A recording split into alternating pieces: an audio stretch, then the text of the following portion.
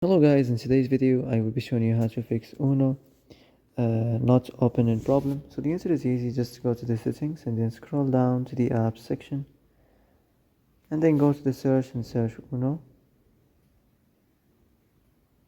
and then go to the storage and here you will find this clear cache option. Click on it. Now you can go check it if it worked, and if it didn't you can try to restart your phone or turn the Wi-Fi off and on, or the Bluetooth or the airplane mode.